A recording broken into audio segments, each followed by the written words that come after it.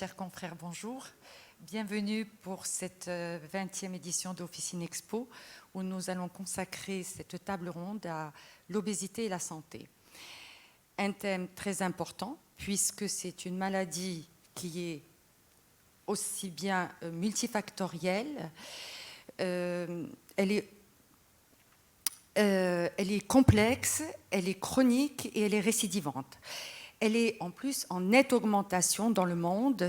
On peut parler d'une véritable pandémie. Elle concerne tous les âges, toutes les catégories de population, avec une prédominance chez les femmes, en tout cas au Maroc. Elle est souvent associée à des comorbidités, surtout en ce qui concerne l'obésité viscérale. Et donc, elle constitue un facteur de risque majeur pour les pathologies cardiovasculaires, respiratoires, avec l'apnée du sommeil, neurodégénératives et aussi certains cancers. Alors, la prise en charge classique repose principalement, c'est ce qu'on sait, sur la diète hypocalorique, donc restrictive, et l'activité physique. Certes, une alimentation saine et équilibrée et une activité physique régulière et modérée sont indispensables. Mais d'autres facteurs sont à considérer aussi, c'est dans la prise en charge, notamment la génétique, les facteurs génétiques, les facteurs environnementaux et les facteurs psychologiques. D'où la nécessité à l'heure actuelle d'avoir une prise en charge vraiment centrée sur le patient et une prise en charge personnalisée. Et c'est le point commun de nos 3 interventions, c'est la prise en charge personnalisée. Alors, la première intervention, elle sera faite avec le docteur Hanan Samouda, qui nous vient du Luxembourg. Hanan Samouda, qui est PhD, anthropologue, épidémiologiste clinique, chercheur en obésité et en composition corporelle au Luxembourg Institute of Health. Elle est chargée de développer des outils de diagnostic de l'obésité par la composition corporelle. D'ailleurs, elle a mis au point un calculateur online qui permet de mesurer la graisse viscérale. C'est un calculateur très simple à utiliser. D'ailleurs, elle va nous en parler. Et puis, il est en plus gratuit. Donc, pour nous, les pharmaciens, ça peut être intéressant. Elle est aussi présidente de l'Association des personnes et des patients vivant avec l'obésité au Luxembourg. Et elle est aussi représentante du Luxembourg à la Coalition européenne pour les personnes vivant avec l'obésité. Alors, une véritable militante de l'obésité. Hanan Samouda va nous parler donc des causes, du diagnostic et de nous montrer comment aujourd'hui on définit les stades en fonction des comorbidités. Elle va nous parler des traitements nouveaux qui sont reconnus scientifiquement, donc ça c'est important, et nous rappeler le rôle du pharmacien, enfin notre rôle de pharmacien.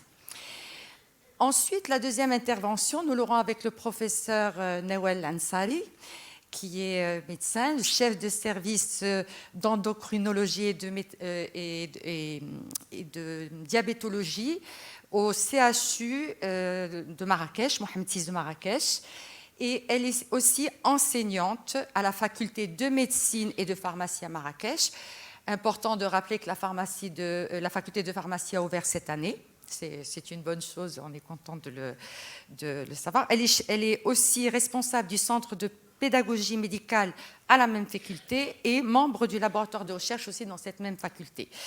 Alors, le professeur Ansari, elle, dans cette quête donc, de prise en charge personnalisée, va nous raconter son expérience, et c'est quand même assez inédit parce que c'est une expérience locale dans un CHU, donc en santé publique, et elle va nous partager, nous faire part de l'évolution, c'est-à-dire de passer de ce traitement classique dont je vous ai parlé, à petit mettre des outils qui vvont venir améliorer donc le patient, tels que la psychologie par les thérapeutiques cognitives comportementales ou d'autres choses. Et puis elle va nous parler aussi des perspectives qu'il y a pour après. Donc je pense que c'est une première de faire part de d'une expérience locale à Marrakech.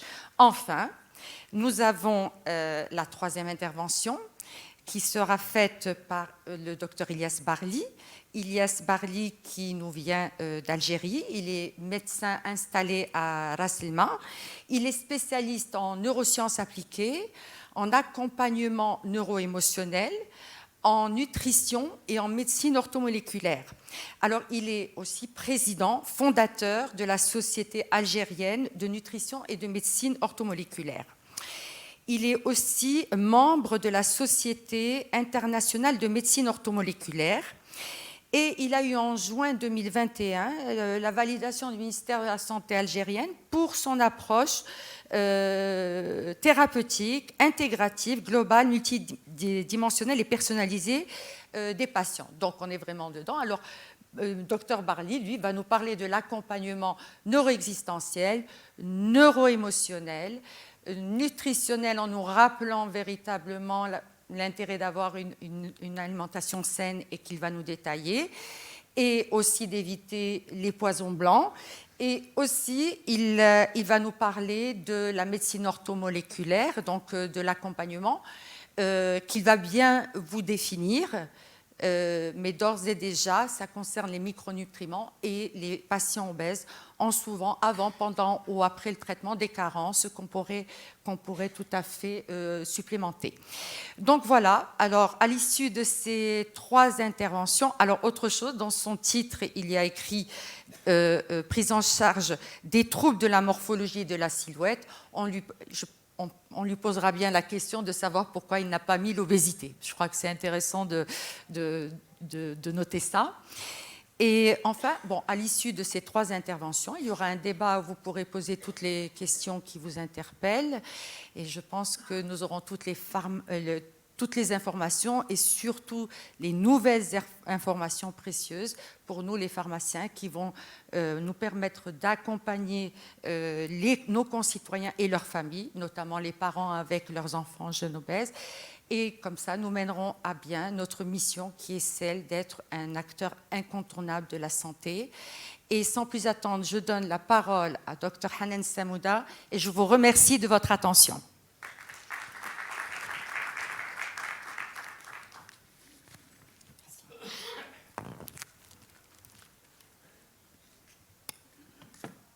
Donc, bonjour à tous. Merci Salma pour cette belle introduction. Merci à tous d'être là. Je voulais également remercier les organisateurs. Je voulais remercier Dr Younes Belayashi de m'avoir invité. C'est vraiment un immense plaisir et honneur d'être parmi vous et d'apprendre beaucoup également. Donc, sans plus tarder, je voudrais vous parler de l'obésité, ce sujet qui nous passionne tous.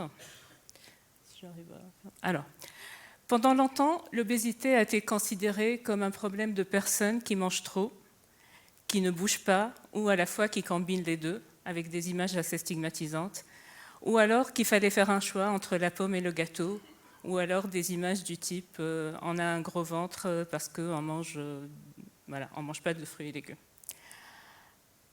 Il y a souvent eu ce message de bouger plus, manger moins, pour arriver à l'équilibre et pour arriver à perdre du poids.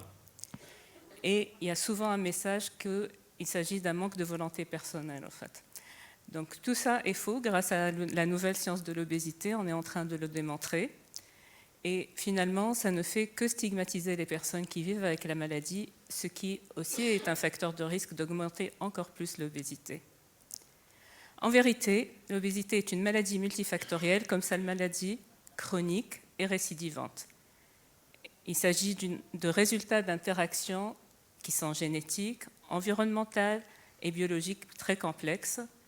Et finalement, ce n'est absolument pas un manque de volonté personnelle ni une faute, mais bien un processus complexe que je vais essayer d'expliquer, bien que la question est très vaste. Alors, pourquoi l'obésité ? L'obésité a été reconnue comme maladie par l'Organisation mondiale de la santé dans les années 50 déjà. Malheureusement, elle n'est pas vraiment passée dans plusieurs politiques de santé comme étant maladie. Là, en ce moment, on est en train de travailler là-dessus avec plusieurs acteurs de santé et politiques. Alors, pourquoi c'est une maladie ? Parce qu'elle répond à trois questions principales, trois aspects d'une maladie qui sont l'altération de l'état de santé, on peut avoir des déficiences physiques, on peut avoir une fonction physiologique détériorée, un dérèglement de la satiété notamment. Elle a des manifestations ou des symptômes qui sont des niveaux élevés de graisse, souvent des douleurs articulaires, une mobilité réduite, des apnées du sommeil. La liste n'est pas exhaustive. Et vous voyez bien là que je ne parle pas forcément de poids parce que l'obésité ne s'arrête pas au poids. Donc il y a bien d'autres symptômes. Et qu'elle est associée à plusieurs comorbidités. On connaît bien le diabète, les maladies cardiovasculaires, entre autres. Alors, l'obésité est une maladie vraiment multifactorielle. Donc, il y a des facteurs qui sont à l'intérieur de la personne. Donc là, on a le inside. Donc, alors, à la fois, on a des facteurs biologiques, médicaux, des facteurs environnementaux. On est même programmé pour avoir une maladie ou pas à l'état fœtal, avant vraiment de naître. Ça dépend vraiment de la génétique des parents, de leur milieu de vie. On a vraiment une grande association avec la partie économique, donc toutes les populations défavorisées qui, au fait, souffrent beaucoup plus de la maladie. L'exposition environnementale à la nourriture également, donc toute la nourriture qui est ultra transformée maintenant et qu'on arrive à trouver facilement, on est vraiment très exposé à ça. Des facteurs psychologiques et également les aspects sociaux. Donc c'est vraiment très complexe. Alors, dans cette présentation, d'abord, je voulais vous dire qu'il n'y a pas une seule obésité, mais bien plus de 60 symptômes d'obésité que je n'arriverai pas à détailler aujourd'hui, mais je vais vous parler actuellement des obésités pour lesquelles on a un traitement aujourd'hui et qu'on peut diagnostiquer. Et la recherche, elle est encore en cours, donc espérons que dans les prochaines années, on a un peu plus de solutions. Donc, notamment les aspects génétiques qu'on peut aujourd'hui diagnostiquer. Le cerveau, c'est une maladie du cerveau. Et aussi, je voudrais parler de cette question de stigmatisation, donc, qui empêche vraiment la prise en charge. Et bien sûr, le rôle très important du pharmacien dans le processus thérapeutique. Alors, l'obésité est une maladie hautement génétique. Donc, on a ce qu'on appelle les obésités polygéniques ou communes. En fait, on a plus de 250 gènes de prédisposition à l'obésité qui ont été découverts. On n'est pas encore dans l'obésité rare, c'est vraiment une obésité commune. Et quand on a ces gènes-là, on a 15 fois plus de risque de développer une obésité, une prise de poids, mais ce n'est pas l'unique manifestation de l'obésité. Et ce qu'on sait aujourd'hui, c'est que l'obésité ou le poids, donc à travers l'indice de masse corporelle, est hérité et génétiquement hérité à un niveau jusqu'à 80%. Donc 70 à 80% de notre poids sont hérités génétiquement. Alors, les obésités communes sont multifactorielles, elles sont très liées à l'environnement. Et au fait, dans un environnement où presque tout le monde a un accès illimité à la nourriture, n'a pas accès à on ne travaille plus comme avant, on ne bouge plus comme avant. Donc, dans cet environnement, les personnes qui ont ces gènes-là, elles sont vulnérables, plus vulnérables que les autres, et elles vont avoir tendance à développer la maladie. Et ça, on le voit par exemple dans des études qui ont été faites sur des jumeaux monozygotes, qui ont montré qu'ils avaient des IMC, donc des indices de masse corporelle, et ça reflète le poids, au fait, qui étaient similaires, malgré qu'ils vivaient en milieux différents. Donc c'est bien une preuve que la génétique prime sur l'environnement, lequel finalement il déclenche le processus en interagissant avec le cerveau et bien des dérèglements neurophysiologiques divers. Alors la recherche est en cours pour le traitement de ce type d'obésité. On a également les formes rares d'obésité. Alors elles représentent à peu près 5% des obésités. Ce sont des obésités très sévères qu'on rencontre quasiment à la naissance. Dès la petite enfance, on a une hyperphagie, donc les enfants mangent beaucoup sans raison, on ne sait pas pourquoi. Donc vraiment dès les premières semaines de la vie. On a ce qu'on appelle les obésités monogéniques et oligogéniques, qui sont liées au fait à une altération de certains gènes. On a les gènes qui... Pardon. Comment je fais pour revenir en arrière ? Je suis en train d'avancer, là je voudrais revenir en arrière. Quelqu'un peut m'aider ?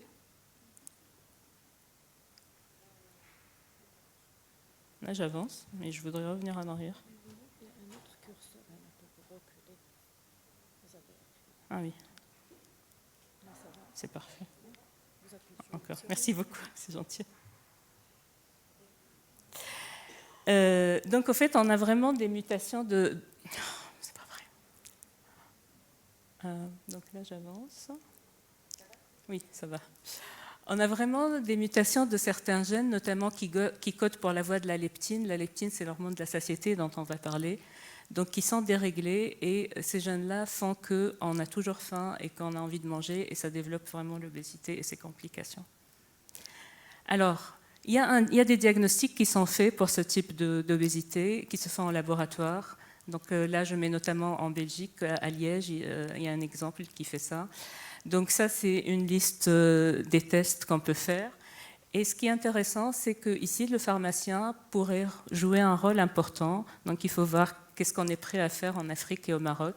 Dans ces tests-là, finalement, il y a pas mal de tests qui sont réalisés en pharmacie, et probablement ça pourrait être également dans la prise en charge, donc le suivi sur le long terme du patient.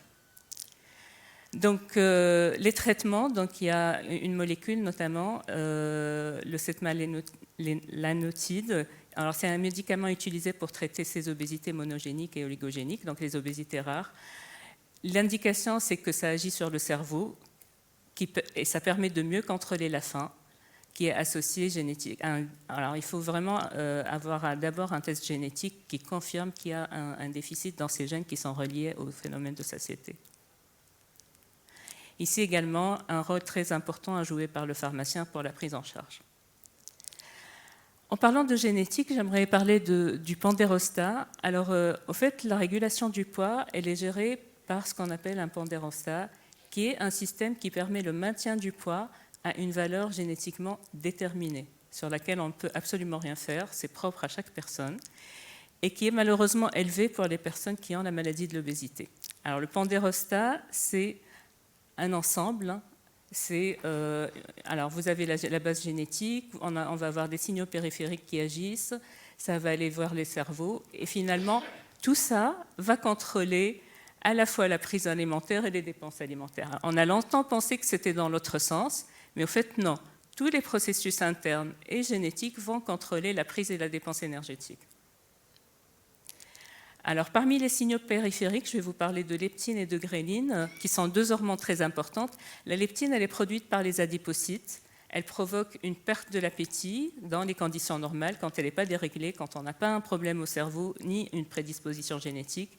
Et cette leptine-là, quand on est rassasié, elle envoie des signaux à l'hypothalamus que le corps a assez mangé et qu'on n'a plus faim et qu'on a atteint notre stock de réserve de graisse et que c'est bon, on peut s'arrêter de manger.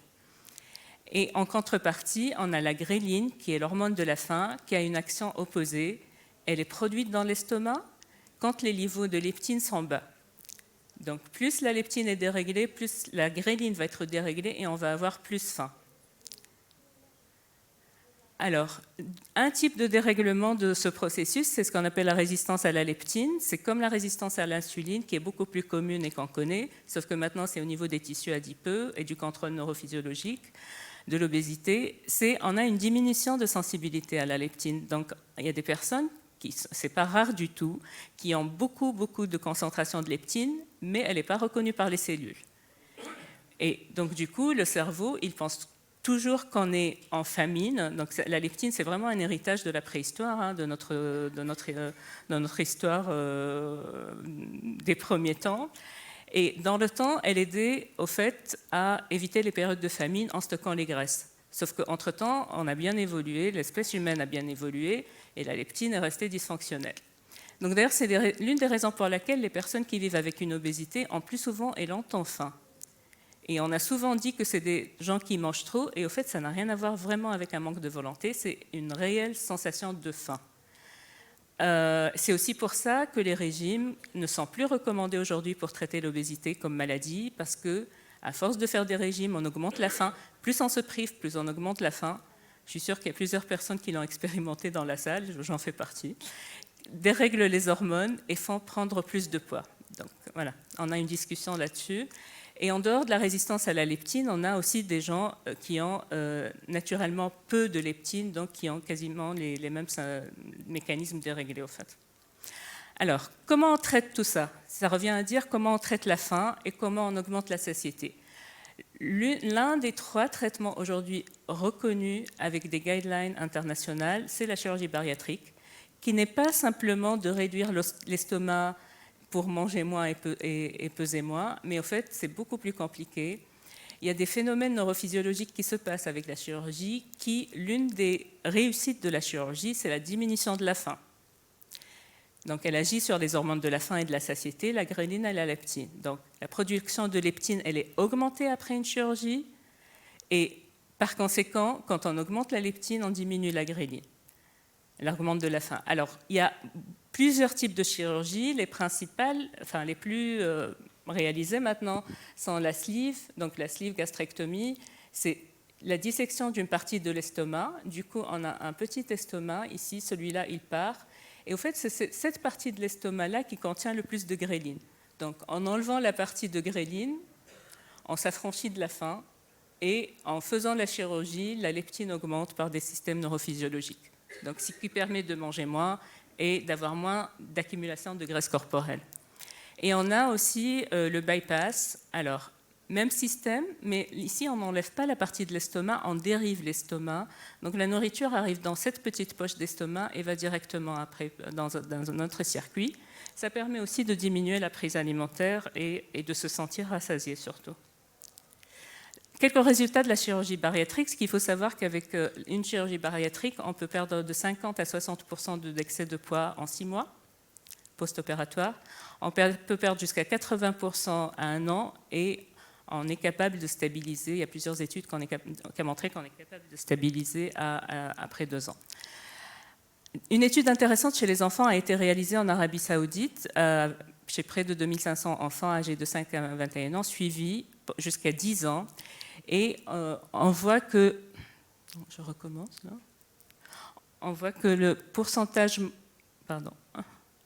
on voit que le pourcentage moyen, c'est pas la peine, on voit que le pourcentage moyen de l'excès de poids perdu à court terme est jusqu'à 82%, et à long terme, c'est-à-dire après 7-10 ans, on stabilise à 70% de l'excès de poids quand même.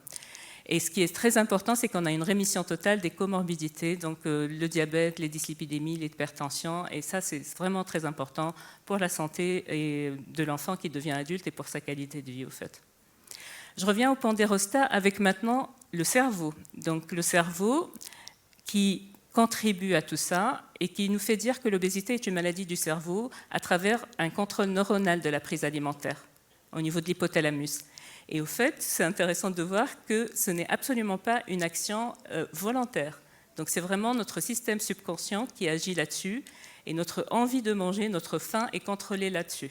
Alors évidemment, il y a d'autres mécanismes au niveau plus élevé du cortex cérébral qui permettent une action consciente et qui, par exemple, c'est ces mécanismes-là qui nous donnent envie de nous restreindre, de vouloir perdre de poids. Mais on se rend compte que le système subconscient, il est supérieur, en fait, son action est supérieure à toutes les actions conscientes et que finalement, le poids perdu, il revient à cause de ces systèmes-là. Donc le subconscient contrôle bien le conscient. Quand on n'est pas traité, après il y a des traitements. Il y a des perturbateurs qui perturbent le cerveau, qui sont à la fois internes et externes. Donc en l'externe, on met vraiment l'accent sur tout ce qui se passe dans les médias. Donc exposer un cerveau qui est malade finalement, et une génétique qui n'est pas optimale à tout ce qu'on voit dans les médias, de nourriture, de minceur, d'idéal minceur, ça perturbe le cerveau. Et ça fait prendre plus de poids. Bon, ce n'est pas une action directe, il y a des systèmes neurophysiologiques entre. Il y a les aspects psychosociaux, économiques, l'exposition quotidienne à une nourriture qui est quand même réconfortante, qu'on n'avait pas avant. Donc, et plus on mange réconfortant, plus on a envie de manger réconfortant, c'est normal. Donc tout ça, on appelle ça l'environnement obésogène. Et finalement, l'hypothalamus est perturbé. Et une fois perturbé, nos sentiments de faim et satiété, ils sont aussi affectés. qu'est-ce qui permet de traiter le cerveau? Alors la chirurgie, bien sûr, elle agit, également la pharmacothérapie. Donc il y a des nouvelles molécules qui ont été mises en place avec 2 traitements principaux aujourd'hui, pas dans tous les pays. Voilà. Donc, alors ça se base sur les régions clés des récepteurs GLPR actuels, en fait, qui sont dans le cerveau et qui ont un contrôle physiologique de la prise alimentaire. Et au fait, c'est ces populations neuronales qui répondent aux actions anoxygènes de ces agonistes, au fait. Et c'est là-dessus que se basent ces médicaments. Donc, on a 2 médicaments principaux. Le Saxenda, je pense qu'il existe au Maroc. C'est du liraglutide à 3 mg. Donc, c'est administré à partir de 12 ans. Et le Wegovy qui vient d'être mis sur le marché, je pense qu'il est seulement au Canada, mais ça va tellement très vite que... Alors, quelques résultats pour le Saxenda. On voit que pour des adolescents, après 14 mois, 56 semaines, on voit quand même qu'il y a une réduction de l'indice de masse corporelle, du poids, avec le groupe qui a reçu le médicament chez 51 enfants par rapport à 113, donc à peu près 50%, par rapport au groupe placebo qui a eu une diète restrictive. Alors on observe seulement 20 personnes par rapport à 105 participants. Alors la différence estimée, elle va jusqu'à 43% pour le médicament contre 18% pour le placebo. Et alors, ça, c'est la réduction de moins 5% du BMI et la réduction de 10%. C'est les objectifs qui sont donnés en général pour les thérapies par les régimes, etc. On voit que pour avoir une réduction de 10% de l'IMC, on a le groupe de médicaments, 33 participants qui ont eu ça, et par rapport au groupe placebo, seulement 9 participants. Le Wegovy, c'est la 2e molécule qui n'est pas vraiment encore sur le marché. Alors, l'intérêt, c'est que c'est une injection hebdomadaire, parce que l'autre médicament, c'est des injections quotidiennes. Et alors, on a un changement moyen du BMI chez l'adolescent dans le groupe qui a reçu le médicament de moins 16% contre 0% pour le groupe placebo au bout de 17 mois. Et on a un changement de IMC d'au moins 5% dans le groupe médicament chez 73% des participants contre 18% qui ont reçu un régime strict. Donc là, je vous ai parlé des 2 principaux traitements sur lesquels le pharmacien peut agir. Alors, la médication, la chirurgie bariatrique. Il y a un 3e type de traitement qui sont les maladies cognitives comportementales. Je pense que mes collègues vont en parler, donc je ne vais pas détailler ça. C'est des recommandations qui ont été mises en place par les Canadiens, qui sont précurseurs là-dedans, qui ont été suivies par l'Association européenne scientifique, qui est quand même la référence de l'obésité en Europe et dans le monde. Et ces recommandations sont en train d'être mises en place dans d'autres pays en collaboration avec ces 2 entités, notamment l'Irlande et le Chili, mais ça peut, si les professionnels de santé sont intéressés, on peut collaborer pour essayer d'adapter puis adopter, parce que chaque pays est spécifique et on ne peut pas appliquer comme ça à tout le monde. Une question très principale, c'est le patient au milieu de l'intervention qui a été mis en place dans ces guidelines, c'est-à-dire important de demander l'avis du patient, ne pas imposer de traitement et travailler en concertation. Ça, on ne le voit pas encore beaucoup, mais c'est un aspect qui est vraiment mis en avant. Et ça permet au fait d'engager la discussion avec empathie, partenariat et lutter contre la stigmatisation chez la personne qui vit avec une obésité. Et là, je voudrais vous parler d'un cas très intéressant d'une étude qui a été faite chez les adolescents, qui a montré une discordance de la perception de l'obésité entre les médecins et les adolescents. C'est une étude mondiale qui a été réalisée chez près de 2000 médecins et 5000 adolescents et qui a montré le top 3 raisons des causes qui font que les adolescents veuillent faire perdre du poids selon le médecin. Non, ce qui les prévient de perdre du poids. Selon les médecins, c'est leurs mauvaises habitudes alimentaires, donc c'est la cause numéro 1. Alors que c'est absolument pas vrai. Pour les patients, c'est ne pas être capable de contrôler la faim, alors qu'on a des traitements et qu'on peut le faire. J'ai combien de temps encore ? Ok, merci. Alors, donc, traditionnellement...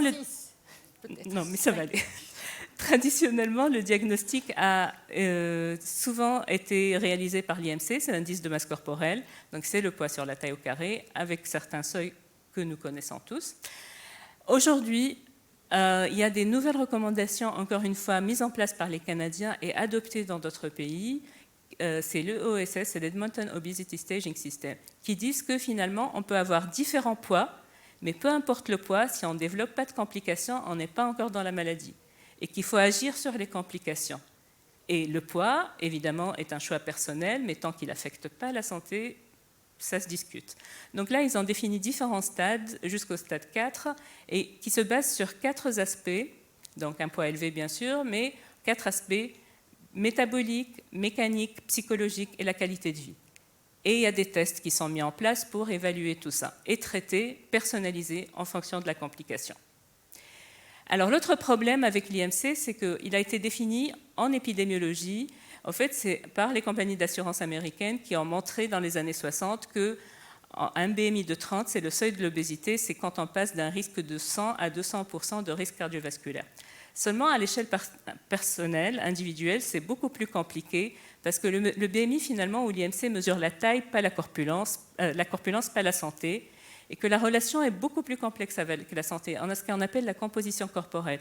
On a l'exemple de ce monsieur qui est au milieu. Je sais pas. Voilà. Bon, okay. En gris, là, en fait, avec son BMI, il est de 35, donc il est dans une obésité sévère. Alors qu'on lui fait passer une DEXA, c'est la méthode de référence d'évaluation à une imagerie de masse grasse corporelle, il a 20% de graisse, donc il a une absence d'obésité. Donc le 20% chez un homme, c'est un minimum vital pour la graisse totale. Donc cette personne-là, ça se discute. S'il perd du poids, il perd du muscle, il récupère de la graisse, il développe des complications métaboliques. Alors, une alternative qu'on peut tous utiliser, c'est ce qu'on appelle aujourd'hui les balances impédance-mètre. C'est des balances qui se basent sur un passage de courant électrique du pied au pied ou de la main à la main. Ce qui sont vendus en pharmacie, je ne sais pas si au Maroc elles sont vendues, qui sont vendues pour le grand public, mais malheureusement elles ne sont pas tout le temps efficaces, elles ne sont pas tout le temps validées. Mais elles permettent une approximation de masse grasse. Alors mon message là-dedans, c'est de les faire valider par des chercheurs que vous connaissez ou que vous pouvez connaître. Moi, j'en ai validé chez l'enfant récemment. On a une erreur maximum qui peut atteindre 24% de la masse grasse. On ne peut pas se fier à des machines non validées. Une fois qu'on a validé ça, on peut rentrer des nouveaux algorithmes et les utiliser dans nos populations. Et en parlant de composition corporelle, je voulais vous parler d'obésité paradoxe, qui est une forme d'obésité qui fait qu'on a des obésités qui n'ont pas de complications et qu'on appelle metabolically healthy obesity, donc métabolisme sain. Mais elle se caractérise par l'absence de graisse viscérale. Donc ici en vert, vous voyez une coupe de scanner où on a en orange la graisse viscérale qui est facteur de risque majeur de complications métaboliques, neurologiques, etc. Très peu de masse grasse au niveau des cuisses, ce que vous voyez en bas sur la DEXA. Et c'est vraiment un profil protecteur contre les maladies cardiovasculaires. Et en contrepartie, on peut avoir des personnes qui ont un poids normal par le BMI à droite, donc, et qui sont metabolically unhealthy, normal weight, et qui ont les mêmes complications. Donc vraiment, l'obésité avec l'IMC est discutable, finalement, qui en traite et qui en traite pas, et qui en oublie. En parlant de composition corporelle, je voulais vous parler de graisse viscérale et de mon calculateur qu'on a développé. Alors, la graisse viscérale, elle se mesure traditionnellement par le tour de taille ou le rapport taille-sur-hanche. Mais seulement, ces mesures ne prennent pas compte de l'intérieur de la graisse. La graisse viscérale se trouve vraiment autour de viscères, à l'intérieur du ventre. Et la méthode de référence pour la mesurer, c'est les scanners ou les IRM. C'est compliqué, c'est coûteux, ce qui nous a amené à utiliser les scanners pour développer des outils simples pour le clinicien, pour le pharmacien, mais pour le grand public aussi, à partir de beaucoup d'anthropométrie et de modélisation. Pour les personnes intéressées, je peux vous fournir plus de détails et l'article. Et ça a été vraiment validé dans des grandes populations, notamment européennes qui vivent aux États-Unis, sur un suivi de 20 ans, comme étant le meilleur marqueur de risque métabolique, de cancer, de mortalité cardiovasculaire et par cancer. Donc c'est un calculateur qui est en ligne, que vous voyez ici à gauche de l'écran, que tout le monde peut utiliser et qu'on peut vous communiquer également ultérieurement. Et c'est vraiment un outil qui permet aussi aux pharmaciens de dépasser le poids et de travailler sur des vrais facteurs de risque d'autres maladies. Alors le rôle du pharmacien dans la prise en charge de l'obésité, j'aimerais passer un message que ce soit la santé avant tout et la santé au-delà du poids. Donc il n'y a pas une seule morphologie mais plusieurs. Il faut accepter et faire accepter la différence des tailles et des formes, se concentrer sur les complications, sensibiliser les patients et les traiter en fonction. En diagnostic, il y a des outils. Alors, au-delà du poids, donc tous les aspects du syndrome métabolique, vous pouvez tester ça en pharmacie, avec des tests biologiques, avec des glucomètres pour la glycémie, etc. il y a des calculateurs en ligne de composition corporelle que vous pouvez utiliser et des balances impédance-mètre pour la masse grasse totale, mais à condition qu'elle soit validée. L'éducation pour la santé et l'éducation thérapeutique du patient avec obésité dépasse aujourd'hui la prise en charge basée sur manger moins et bouger plus, comme vous avez constaté dans cette présentation.